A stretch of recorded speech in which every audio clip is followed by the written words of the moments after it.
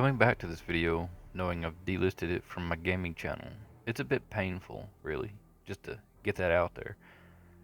So I'll try my best to explain everything I did originally, even though it's been 2 years ago. And this video does have some new footage. So let's get started. I bought the styrofoam head from Hobby Lobby, then put aluminum foil on it to prevent the clay from sticking. This isn't exactly ideal, as the head is not the same size or shape of my head, but I think the actual skull part of the mask itself turned out pretty good.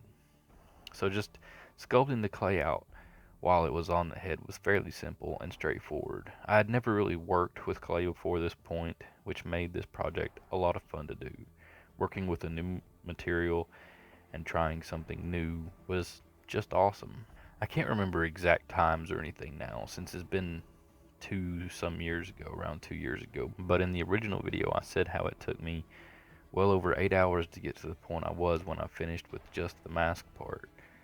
Speaking of the original video, it remains on my main channel for patrons to view. The voiceover was terrible, but I couldn't bring myself to delete it. To get the clay to set and get solid, I took the aluminum foil and clay off the head together and put it in the oven. The mask actually for me widened out, which was pretty useful in my particular case because the styrofoam head is a fair bit smaller than my own.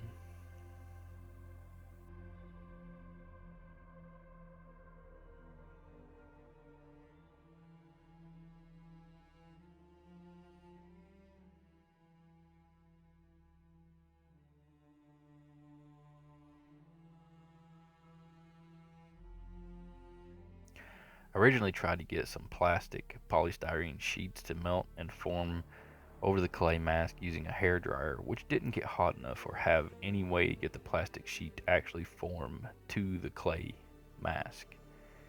So I wound up building myself a vacuum former out of a couple of clipboards I bought from the dollar store. The whole idea with this build and the entire cosplay was to see how well I could do while spending as little money as possible. My wife did help me, makes a sort of off-screen appearance. She held the heat gun while I held onto the tray that I made before lowering it onto the mask. None of this worked out perfectly the first time. I wound up building 2 vacuum forming boxes. Maybe someday I can build a proper one.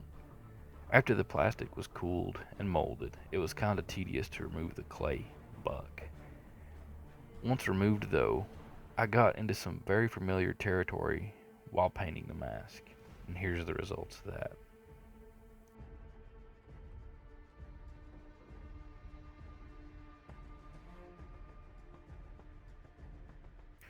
I still have the mask, so I recorded some new footage for it. Some of the teeth have broken off because they were so thin, and the plastic has gotten brittle over the years since I made it. So look out for the next video. I think I will keep this in 3 parts like I originally had it to keep the video length down.